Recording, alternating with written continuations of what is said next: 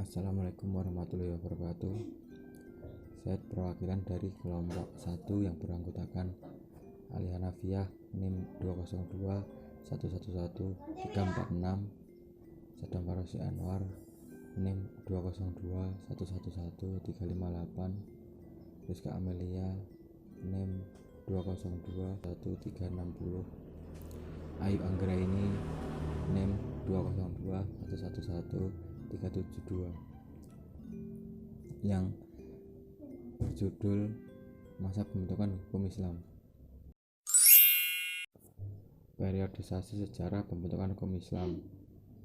1. Periode pertama masa Rasulullah SAW. Yang kedua, periode kedua masa Khulafa Rasyidin sampai pertengahan abad ketiga Hijriyah. Yang ketiga, periode ketiga pertengahan abad ke-1 sampai abad ke-2 Hijriyah. Periode keempat, pertengahan abad ke-2 sampai pertengahan abad ke-4 Hijriyah. 5. Periode kelima, pertengahan abad ke-7 sampai munculnya majalah Al-Ahkam Al-Adiyah pada tahun 1256 Hijriyah. Yang 6 atau yang terakhir, periode ke-6 sejak munculnya majalah Al-Ahkam Al-Adiyah sampai sekarang. Kita masuk periode yang pertama atau periode masa Rasulullah SAW. Pada masa ini, kekuasaan pembentukan hukum berada di tangan Rasulullah SAW. Sumber hukum Islam ketika itu adalah Al-Quran. Apabila ayat Al-Quran tidak turun ketika ia menghadapi masalah, maka ia dengan bimbingan Allah SWT menentukan hukum Islam. Inilah yang disebut sunnah Rasulullah SAW. Ketika Rasul berada di Mekah selama 12 tahun, sejak kerasulan hingga hijrah ke Madinah, pada fase ini belum ada arahan pembentukan amaliyah penyusunan undang-undang perdata, perdagangan, dan keluarga.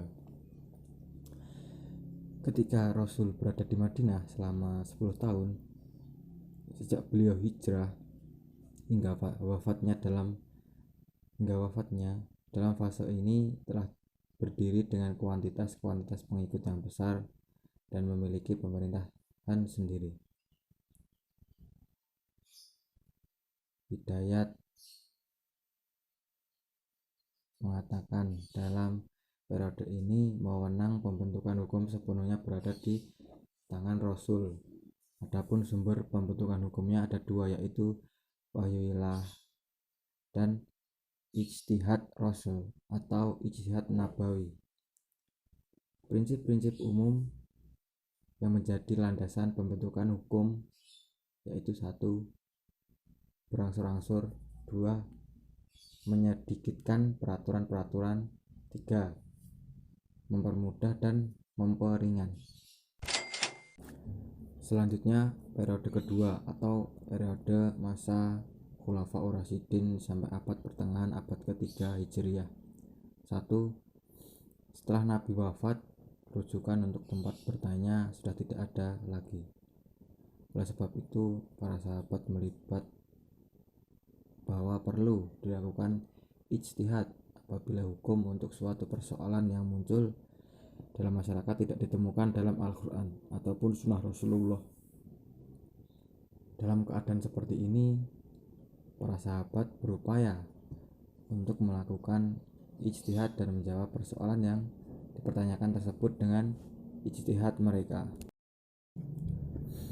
Berikutnya, periode ketiga atau periode pertengahan abad ke-1 Hijriyah sampai awal abad ke-2 Hijriyah.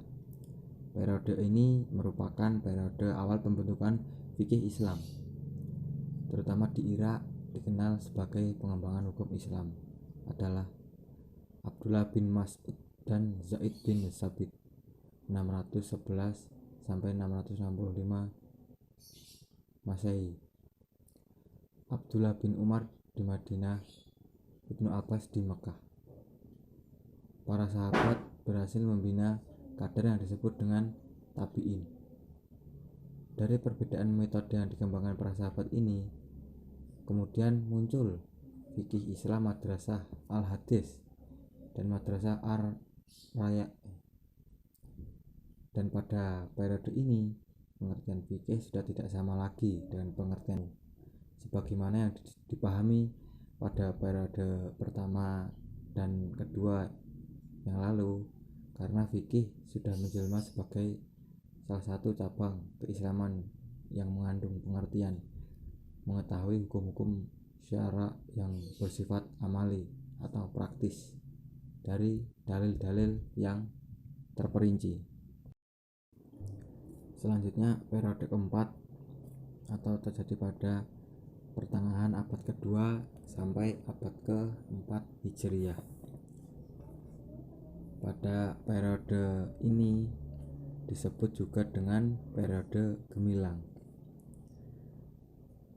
Dalam periode ini terutama terjadi pertentangan antara madrasah al-hadis dengan madrasah al-ra'ya semakin menipis, sehingga masing-masing pihak mengakui peranan ar-ra'yu dalam berijtihad.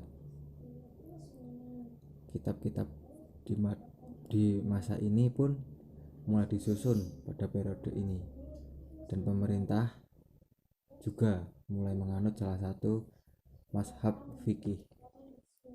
Dan pada periode ini fikih iftiradi semakin berkembang dengan pesat. Selanjutnya periode kelima atau periode abad pertengahan ke-7 Hijriah sampai munculnya majalah Al-Ahkam Al-Adliyah pada tahun 1256 Hijriah.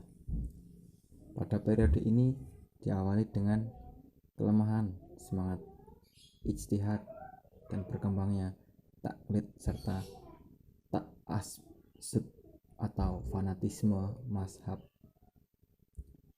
Imam Muhammad Abu Zahroh berpendapat ada beberapa penyebab yang menjadikan tertutupnya pintu ijtihad pada periode ini, yang meliputi munculnya sikap fanatisme mazhab di kalangan pengikut mazhab. Kedua, dipilihnya para hakim yang hanya bertaklid kepada suatu mazhab oleh pihak penguasa untuk menyelesaikan persoalan, sehingga hukum fikih yang diterapkan hanyalah hukum fikih mazhabnya. Yang ketiga, munculnya buku-buku fikih yang disusun oleh masing-masing mazhab. Para ulama merasa sudah cukup dengan mempelajari sebuah kitab fikih dari kalangan mazhabnya, sehingga penyusunan kitab fikih pada periode ini hanya terbatas pada meringkas dan mengomentari kitab-kitab fikih tertentu.